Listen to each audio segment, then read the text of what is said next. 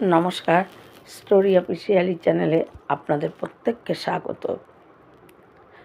আমি আজকে একটা হনুমানজির ছোট্ট কাহিনী বলবো। এই কলিযুগে সত্য ঘটনা আমি সেটা বলবো। আর তার আগে আমি একটা শিল্পীর কথা বলছি, যে আমাদেরকে যে বানায়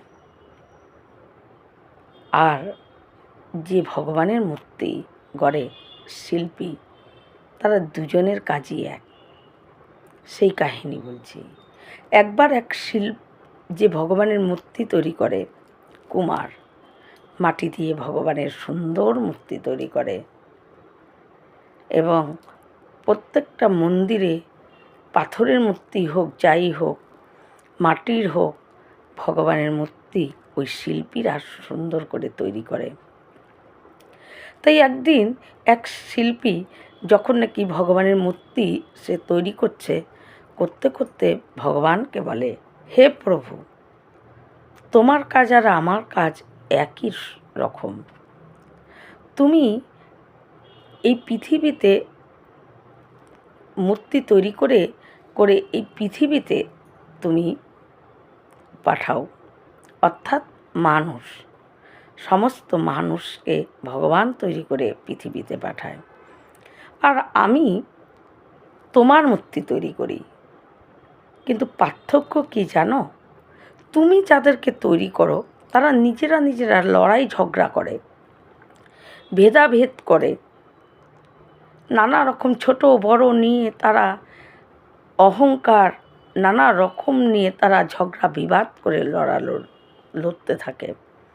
কিন্তু আমি যাকে তৈরি করি তাকে সবাই মন্দিরে বিরাজ করে তাকে বসিয়ে প্রত্যেকে তার কাছে মাথা নত করে তাকে প্রণাম করে। তাই তোমার বানানো আর আমার বানানোর মধ্যে এটাই পার্থক্য। তুমি যাকে বানাও তারা নিজেরাই মারপিট ঝগড়া করে, কিন্তু আমি যাকে বানাই তাকে দেখে সবাই মাথা নত করে, প্রণাম করে। তাই এটাই তোমার আর আমার মধ্যে পার্থক্য, কিন্তু আমাদের দুজনের কাজই হলো এক। আসলে আমরা সত্যিই তাই। আমরা ভগবান আমাদেরকে তৈরি করে মাতৃগর্ভে, ভগবান তৈরি করে মাতৃগর্ভে আমাদেরকে দেয়। আর যখন সেই মাতৃগর্ভের থেকে আমরা পৃথিবীতে আসি, তখন সেই মাকেই আমরা ভুলে যাই। সেই মাকে আমরা কটু কথা বলে, তার মনে দুঃখ দিয়ে, তার সঙ্গে নানা রকম খারাপ কথা বলে, তার মনে দুঃখ দিয়ে আমরা মন্দিরে গিয়ে কী করি?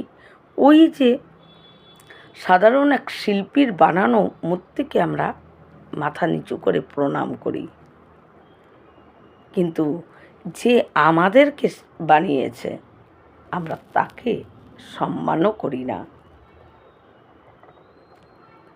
তাই ভগবান আমাদেরকে তৈরি করে যখন মাতৃগর্ভে দেয়, তখন সেই মাতা পিতাই হলো আসল ভগবান। ভগবান যদি কেউ মাতা পিতাকে ভক্তি করে, সেই ভক্তি ভগবান গ্রহণ করে। তার মন্দিরে যাওয়ার প্রয়োজন নেই। তার ওই একজন মূর্তিকারের মূর্তিকে প্রণাম না করলেও ভগবান তার প্রতি সন্তুষ্ট থাকে, কারণ তাকে যে বানিয়েছে সে তাকে সম্মান করতে জানে, তাকে আদর সম্মান সব কিছু করছে, বা তাকে দেখে মাথা নত করে প্রণাম করছে। এটাই ভগবান বলে। যে বাইরের মূর্তিকারের মূর্তি দেখে তোমরা মাথা নত করে প্রণাম করো, অথচ তোমাদেরকে যে তৈরি করেছে তাকে দেখে তাকে কটু কথা বলতেও তোমরা একবারও ভাবো না। তাই পার্থক্য শুধু এটাই। ভগবানের তৈরি মানুষরা যখন পৃথিবীতে আসে, তারা লড়াই ঝগড়া নানা রকমভাবে মা বাবা বড় ভাই বোন সবাইকে দুঃখ দিয়ে কথা বলতে, কারো মনে কষ্ট দিতে একবারও ভাবে না।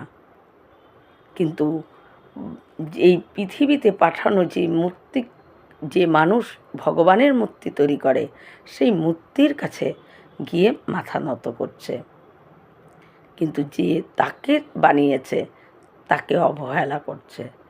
তাই এটাই হলো আমরা এটাই করি। আমরা যখন মন্দিরে যাই বা কোনো ভগবানের মূর্তি যদি পথে ঘাটে যাওয়ার সময় আমরা দেখি, অল্প হলেও আমরা মাথাটাকে একটু নিচু করি, কিন্তু সেটা বানিয়েছে একটা মূর্তিকার।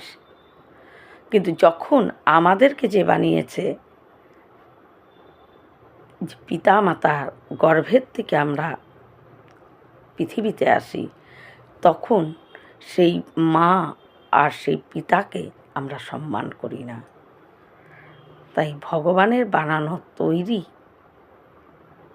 তারা আর বাস্তবের মূর্তি বানানোর শিল্পী দুজনের কাজ এক হলেও দুজনের এই বাস্তবের শিল্পী যে মূর্তি বানায় সেই মূর্তিকে সবাই মাথা নত করে প্রণাম করে, কিন্তু যে আমাদের সৃষ্টি করছে, যে আমাদের তৈরি করেছে, তাদেরকে আমরা মাথা নিচু করে একবারও সম্মান দিই না, তাদেরকে কটু কথা বলতে ছাড়ি না, তাদের চোখে জল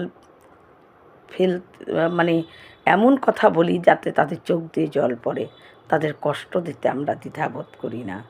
তাই এটাই হলো পার্থক্য। তাই ভগবান বলে, যে তোমাকে বানিয়েছে তুমি তাকে সম্মান করো।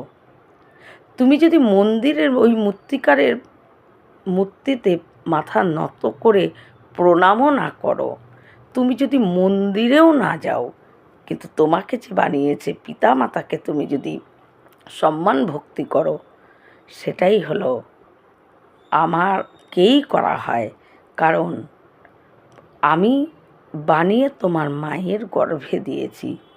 তাই আসল যে তোমাকে বানিয়েছে তাকে যখন তুমি ভক্তি শ্রদ্ধা করবে, তাকে ভালোবাসবে, সেটা আমাকেই ভালোবাসা হয়। এটাই। এবার আমি যে কাহিনীটি বলবো, একটা হনুমানজির ছোট্ট কাহিনী। এক কথাবাচক, সেই কথাবাচক তার একটা নিয়ম ছিল। যখনই সে রাম কথা বলতে যেত, সে কী করতো, পাশে একটা আসন বিছিয়ে রাম কথা বলা শুরু করত। সেই কথাবাচকের বিশ্বাস, তার ভক্তি এবং তার প্রবল বিশ্বাস যে আমি যখন রাম কথা বলি তখন পাশে হনুমানজি এই আসনে বিরাজমান হয় এবং এই আসনে হনুমান বিরাজ হয়ে আমার কথা শোনে, তার প্রভুর কথা শোনে। আসলে যখন কেউ প্রভুর কথা বলে, যে কোনো কথাবাচকই, সে কিন্তু সাধারণ না। এক ভগবানের লীলা, ভগবানের কথাকে ব্যাখ্যা করা ভগবানের কৃপা ছাড়া বলা সম্ভবই না। একমাত্র ভগবানের কৃপা যার উপরে আছে, সেই ভগবানের কথা, ভগবানের লীলাকে ব্যাখ্যা করতে পারে। এটা সম্পূর্ণ ভগবানের কৃপা। তার ভক্তি, তার শ্রদ্ধা, ভগবান তার মুখ দিয়ে যে বাণী, সেই বাণী তখন ভগবানের লীলা বিস্তার করার মতো শক্তি ভগবানই তাকে দেয়। তাই সেই কথাবাচকের প্রবল বিশ্বাস, সে যখন রাম কথা বলে, রাম কথা বিস্তার করে মানুষকে শোনায়, তখন একটা আসন পাতে তার পাশে, তার বিশ্বাস হনুমানজি সেখানে এসে তার প্রভুর কথা শোনে। কিন্তু মানুষ বিচিত্র। সব মানুষ সবসময় চেষ্টা করে যে পরীক্ষা করে দেখব এ যেটা করছে সেটা সঠিক, সত্য না মিথ্যা।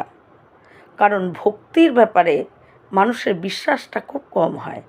প্রথমে তাকে নানা রকম ঢঙ্গি বা ঢং এগুলোই বলতে থাকে, বা দেখানো এগুলো বলতে থাকে। তাই কিছু মানুষের মনে ভাবে যে ওই কথাবাচক এই আসনটা পারে, কিন্তু কেউ বসে না। তাই এটা নিশ্চয়ই তার কোনো একটা ছলচাতুরি বা বেশি ভক্তির কিছু দেখানো। কথাবাচকের কথা শেষ হলে সেদিনকে কয়েকজন যায়। আপনি এই আসনটা পাতেন কেন? এই আসনে তো কেউ বসে না। কথাবাচক বিশ্বাস, তার প্রবল বিশ্বাস, সে বলে এই আসনে আমি যখন রামকথা শোনাই, হনুমানজি এসে এই আসনে বসে কথা শোনে। কারণ কথাবাচকের প্রবল বিশ্বাস যে হনুমানজি এই আসনে বসে, আর হনুমানজির জন্যই সেই আসনটা পারে। সে কিন্তু দেখেনি যে হনুমানজি ওখানে বসে তার কথা শুনছে, কিন্তু তার মনের বিশ্বাস। তখন অন্যরা বলে যে এই আপনার এই মুখের কথা কি করে বিশ্বাস করব? আমাদেরকে কিছু প্রমাণ দেখাতে হবে হনুমানজি বসে তার।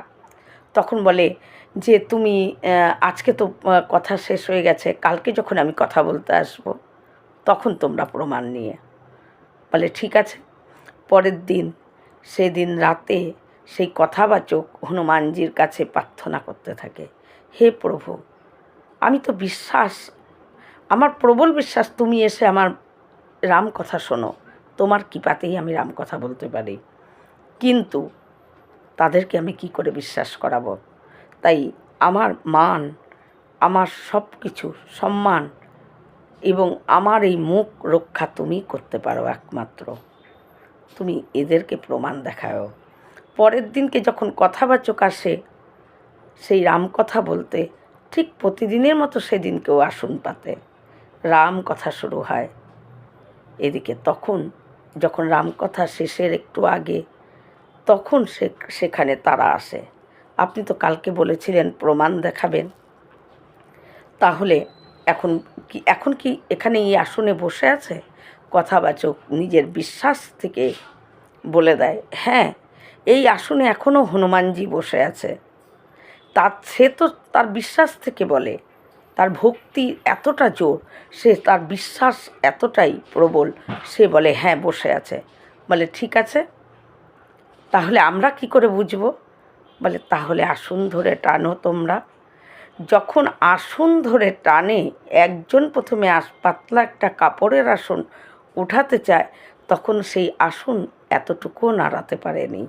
পরে তার সঙ্গে যারা নাকি এই যুক্ত ছিল, তারাও সবাই মিলে এই আসন টানাটানি করে, কিন্তু আসন একটুও নড়ে না। তখন তাদের মধ্যে বিশ্বাস হয় যে আসন নড়ে না, অথচ আসনে তো কেউ বসে নেই, তার মানে এর কথাই ঠিক, হনুমানজি এই আসনে বিরাজমান হয়ে তার কথা শোনে, এবং তারা তখন ষষ্ঠাঙ্গে সেই আসনকেই প্রণাম করতে থাকে এবং জয় হনুমান বলে। তাই এটাই হলো হনুমানজি ভক্তের মান রক্ষা করার জন্য।